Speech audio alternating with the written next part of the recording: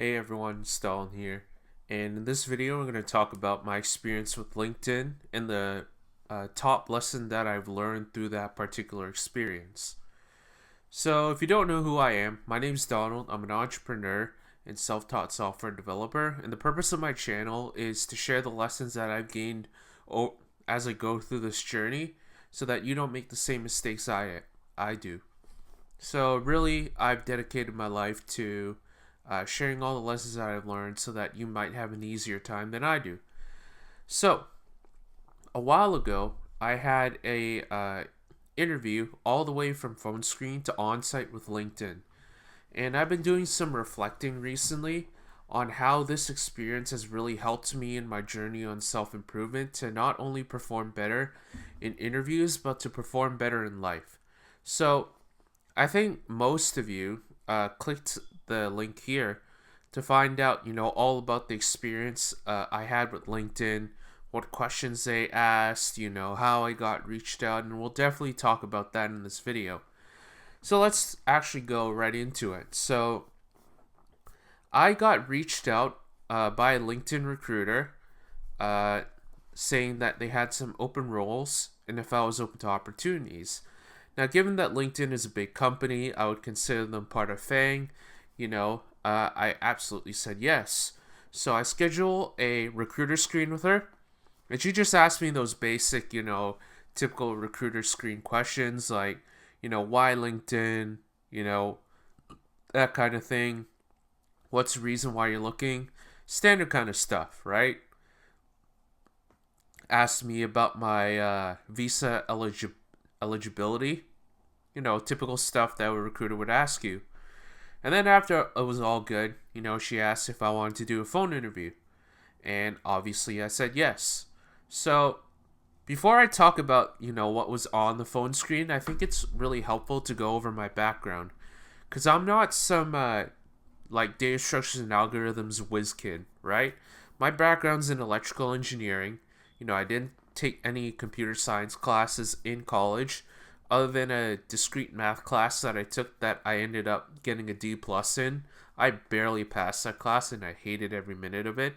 But that's a story for a different day, right? So, and up to that point, lead code wasn't really on my radar, right? So up to that point, I'd done a couple of the blind 75 problems, and most of it was like the really easy ones, like two-sum, best time to buy and sell a stock, like basic linked list problems, a couple two-pointer questions, sliding window.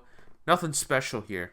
So I scheduled it a month out in order to give me ample time to prepare. So what did I do to prepare? Well, I knew that was really important to me, and I'll get to why I'm saying this later on in the video. But it was really important to me, so I bought all the resources. I bought Algo Monster, Elite Code Premium, grokking the coding algorithm, and I did all of them, right? Elite Code Premium, I didn't really get to doing all the questions. There are about 170 something, right? But I did some of them, right? And then get to the phone screen. I get on the phone with one of their engineers, and he asked me. The first question was square root, so. Given that you have an integer, return true if the number is a square root, if the number is a square root, and return false if it's not. So I said the brute force solution. I said an O of n solution. Return true if it's an integer and return false if it's not. Thinking back on it, I probably could have said that it was a binary search as well. You could actually use that. And that would produce you with an O of log n solution, right? So I didn't get that yet. He still seemed happy with it. And so we move on to the second question, which is maximum subarray. I got really lucky because that was one of the questions that I ended up doing. So, I explained the complete solution. I coded up. It's all good. He seemed very happy with it. He gave me a follow-up question because, for max subarray, I just set it to 0 if it was a negative number. But he asked me, what if you could accept negative numbers? I just said you shrink the window, sliding window, that type of stuff. And then he asked me a couple of niche specific questions because I was applying for an iOS developer position. So he asked me stuff like, what is ARC? What are strong and weak pointers? What is a memory leak and how do you prevent that? That kind of thing. So I nailed those questions, but overall, because I screwed up the first question and I didn't get the ideal solution, I thought I didn't do too well. So I just moved on with my life. And then about a week later or so, I get a call from the recruiter saying that the results are very positive and that she wanted to bring me on site. So, she forwarded me to a recruiter, a senior recruiter, and then we start talking on site. So I wanted to give myself ample time because I knew it was really important. This was the first time that a big company ever I got reached out to. First interview, first time I'm getting on the on-site. So naturally, this is a really important thing that I really wanted to nail, right? And I'll talk about why this is important later on in the video. But, I bought LeetCode Premium and I started going through all the questions. But I went through them basically once. I tried to explain it in videos because that's really what I believe is the best way to learn. But I really only had the time to go through it once. I was really focused on coverage and getting all the questions done rather than really understanding the solution. So that was probably the number one thing that I should have done looking back on it, is focus more on quality rather than quantity. You rather do something and really understand the fundamental concepts rather than getting like through all the problems, right? So, then I gave a BS excuse to push the interview back another month. So I had 2 months to prepare for the on-site. Again, just focus on quantity rather than quality, which is probably something that, thinking back on that, is something that I should have avoided. And when I show up on on-site day, I found that I was really, really, really nervous. I didn't get much sleep last night. I was running about 4 hours. And then, I'll talk a little bit about the performance afterwards because I feel that there was an important lesson that I got from that, right? So, what was on the on-site? Well, the first round was a system design round. They basically asked me to do a LinkedIn newsfeed.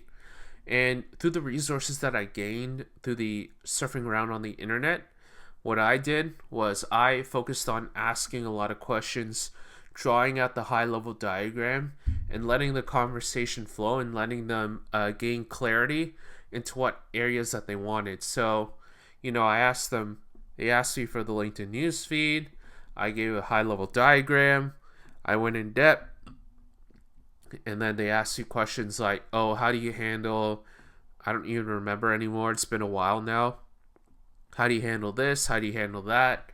So basically how it works is you have that high level diagram and then you let them guide what they want clarity on, right? In terms of how I feel I did, don't really know. But that was basically my experience with the system design round. And in order to prepare for this, I just saw a GitHub that explains all about mobile system design. And then I just followed that. And I'll attach it in the description below so you can take a look at that. And the second round was data structures and algorithms.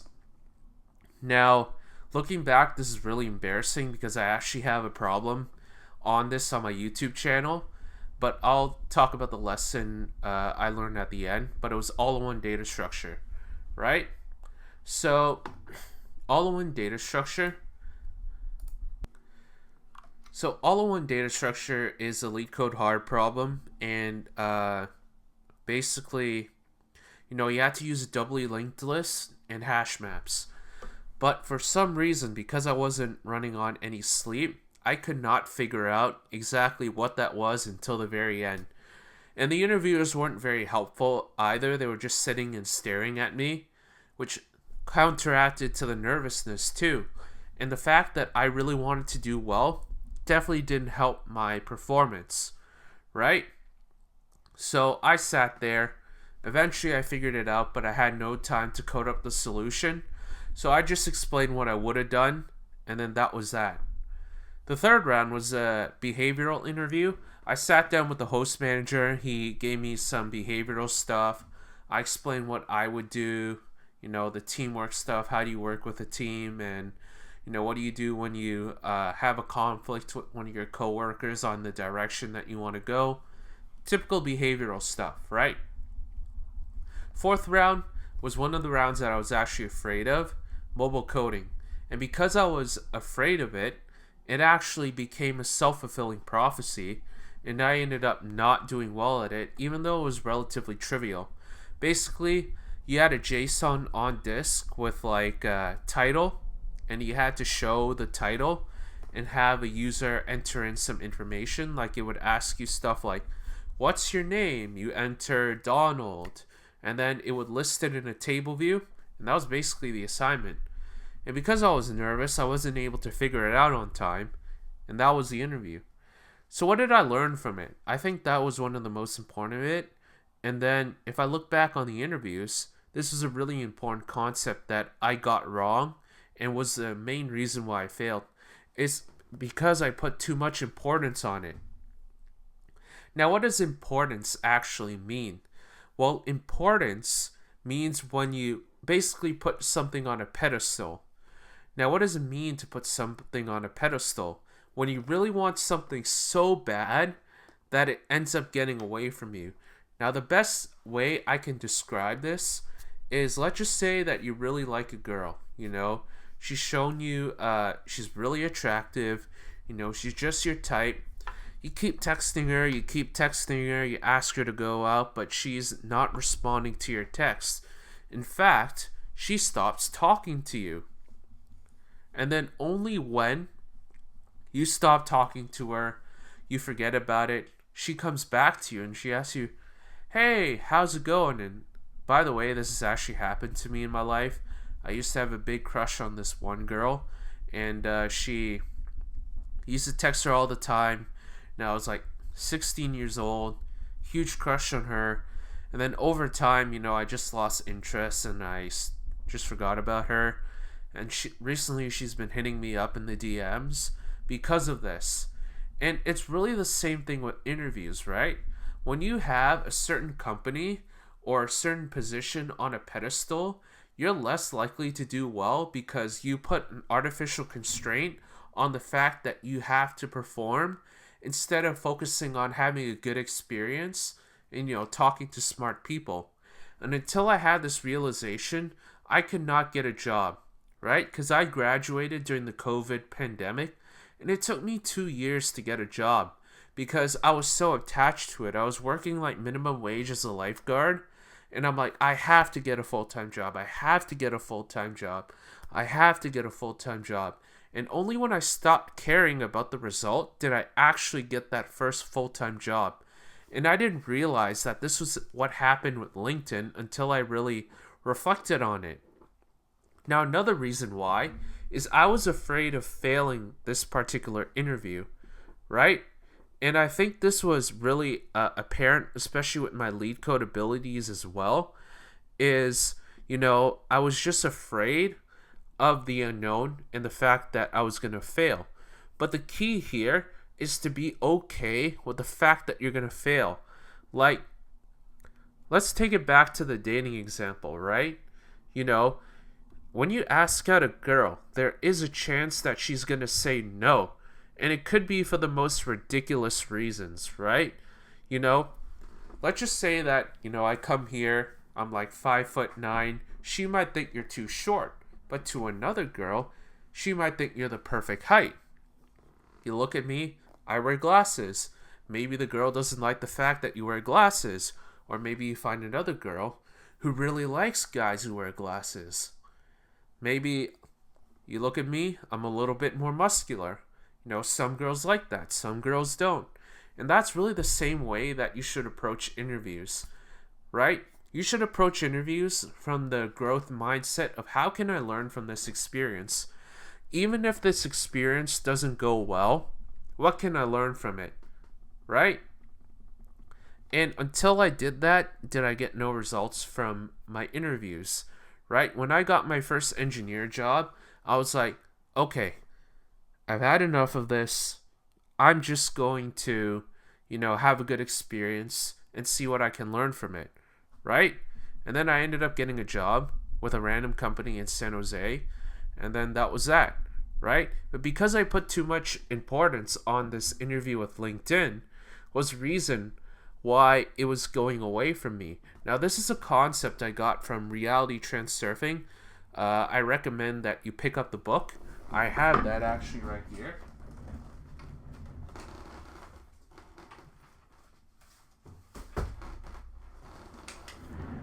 So this is Reality Transurfing. It's a really freaking long book, but I do recommend that you give that a read. But anyway, you need to put less importance and you need to approach any interview that you have from a mindset of, no matter what the result is, I'm going to learn something. If I fail, well, what can I gain from that experience? Right? So let's take an example. Let's just say that you were interviewing at Google, right? It's your first interview. You've never had a FANG interview before. Instead of worrying about your performance, worry about what can I learn, whether this goes right or this goes wrong from this experience with Google, right? Because now you think of how I approached that experience with LinkedIn. Now I know how on-site interviews work and how to really carry myself during that time, right? And you know what to prepare and what's more important rather than in terms of the preparation I need. Instead of focusing on quality, I should focus more on quantity and really understanding the problem instead of going for the quantity and solving as many problems as I can. Instead of focusing on, solving 500 problems, I should only focus on, the grind 169 and focus on getting really good at that and really explaining myself in the interview, because that's ultimately what they care about, right? If I think back on all the failed interviews, they've actually helped me to do well on other interviews that move forward. For example, my first iOS interview that I interviewed for, they asked me what a table view was, and I didn't know. Now, this is really embarrassing, but it's something that I learned that I needed to work on mastering table views, right? So that's really how you should approach any interviews, is with a pedestal, is from a non-pedestalized position, a position of a growth mindset, and really asking yourself, how can I grow from this regardless of the result, right? Because, despite all my failures are the reason why I am in the position I am today. All my failures led me up to the point of, all the successes that I had today. Because think about, like, Michael Jordan, right? Many times, he has, like, a little commercial that he did saying that he's missed many shots in his lifetime, but the only thing that matters is the games that do matter, right? He's missed like 6,000 shots. 29 times he's been trusted to take the winning shot and missed or something like that. And that's why he's Michael Jordan, because he's not afraid to shoot his shot, right? And that's really how you should approach interviews, talking to women, pitching your business idea. Is just shoot your shot and see what you can learn from it, right? If you ask out a really hot girl and she says no, well, how did you approach yourself? Reverse engineer it. How could you grow from that particular experience? You get rejected by Google or LinkedIn, ask yourself how you could grow from it. And over time, what you'll realize is all those failures are the reason why you succeed in your next interview, or get that attractive girl to say yes to you, or get a yes from angel investors on your business idea, right? So that was the number one takeaway that I took from my interview with LinkedIn. And by the way, I did receive a rejection, but that's okay. but because I got all these lessons that I can share with you guys, right? So, if you guys enjoy these like mindset like videos explaining all the failed interviews, feel free to leave me a comment. Tell me what you thought about it. And if you want more content like this, don't forget to hit like, comment, and subscribe. And I'll see you next time.